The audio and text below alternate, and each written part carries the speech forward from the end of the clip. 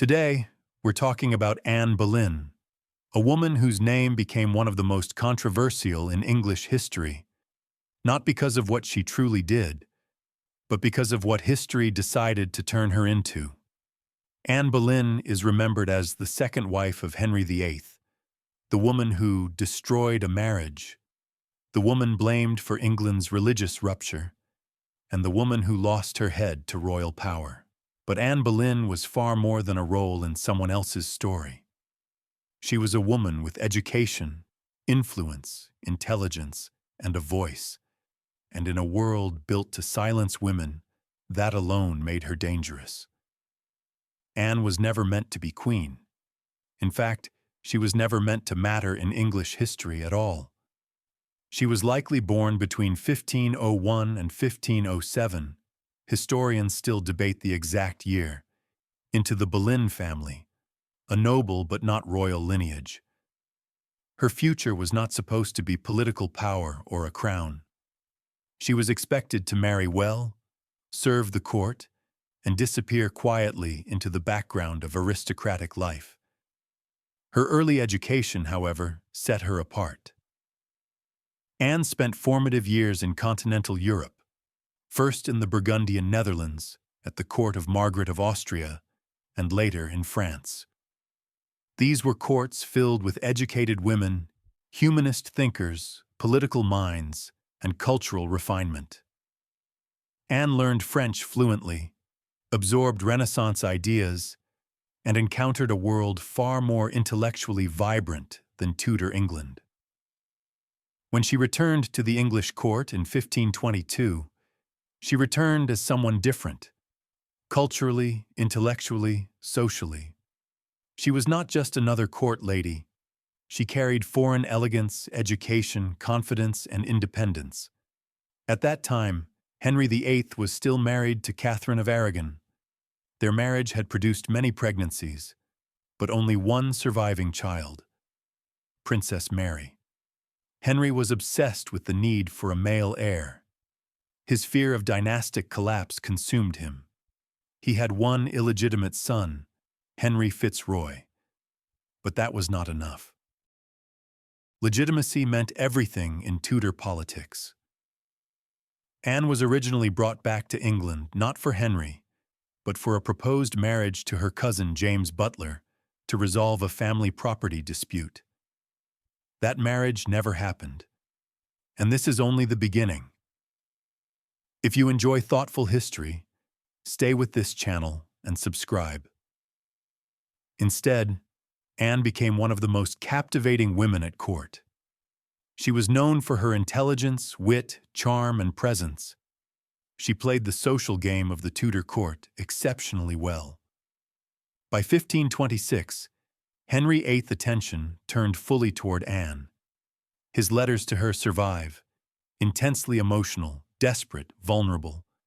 They show a king deeply infatuated, almost obsessed. At first, Henry likely wanted Anne as a mistress, not a wife, but Anne refused. This is one of the most important facts in her story. She refused to become his mistress and made it clear that she would not surrender herself outside of marriage. In a court culture where women had little power, this refusal was extraordinary. Over time, Henry's desire shifted from possession to obsession with legitimacy. He began seeking annulment from Catherine of Aragon, using religious arguments from Leviticus that claimed a man who married his brother's widow would be cursed with childlessness. Henry petitioned the Pope for annulment, but Rome refused. Catherine herself refused to accept divorce and defended her marriage fiercely. Years passed. Negotiations failed. Politics intervened. Power structures clashed. And eventually, Henry did something unprecedented. He broke from the Catholic Church, declared himself supreme head of the Church of England, and reshaped the religious structure of an entire nation. This decision was not caused by Anne alone, but her presence and influence undeniably intersected with this historical rupture. Henry and Anne secretly married in late 1532.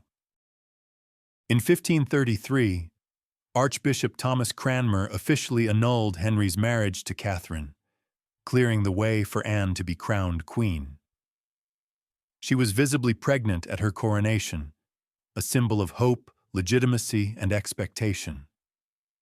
But the child was a girl.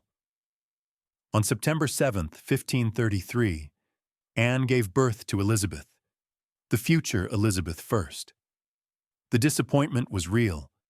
A daughter was not the heir Henry wanted.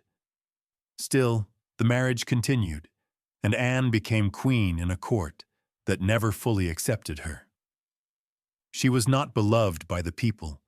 She was seen as the cause of religious division.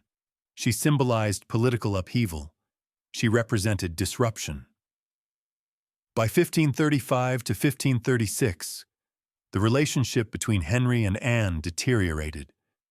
Anne was independent, outspoken, politically aware. The very qualities that once attracted Henry now became threats. After Catherine of Aragon's death in January 1536 and Anne's miscarriage of a male fetus shortly after, Henry's patience ended. Power shifted. Court politics moved fast. Thomas Cromwell and other figures aligned themselves against Anne. Charges of adultery were constructed. She was accused of sleeping with multiple men, including her own brother, George Boleyn.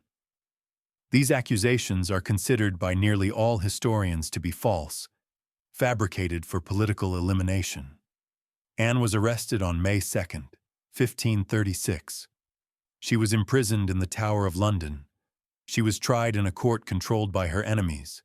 She was convicted. And on May 19, 1536, Anne Boleyn was executed by beheading. She was 29 or 36 years old. She died alongside men accused with her, all victims of political necessity, not justice. After her death, something remarkable happened. Her image was erased. Her initials were removed from palace walls. Her portraits were destroyed or painted over. Her existence was systematically eliminated from visual memory. England attempted to forget her, but history failed. Because the daughter Henry once saw as a disappointment became one of the greatest monarchs England ever knew. Elizabeth first ruled for 45 years and led England into a golden age of stability, culture, power, and identity. The woman whose mother was erased became a living monument to her existence. Anne Boleyn's story is not simply a royal tragedy. It is a story of power, fear, gender, influence, and control. She was not executed because she committed crimes. She was executed because she became inconvenient. She was not dangerous because of betrayal. She was dangerous because of influence. She challenged religious structures. She challenged political systems. She challenged male authority. And in the Tudor world, that was unforgivable. History tried to turn her into a villain.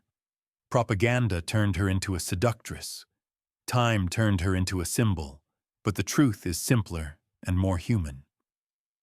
Anne Boleyn was a woman who lived in a system that did not allow women to hold power safely.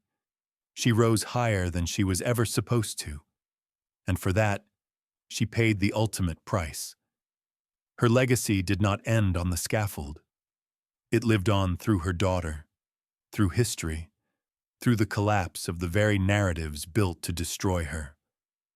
Anne Boleyn was not just a queen. She was a disruption. She was a threat to the old order, and she became immortal not through power, but through memory. History tried to erase her, but history failed. Thank you for watching. If you value history told carefully and accurately, consider staying with this channel and subscribing. The past deserves precision as much as curiosity.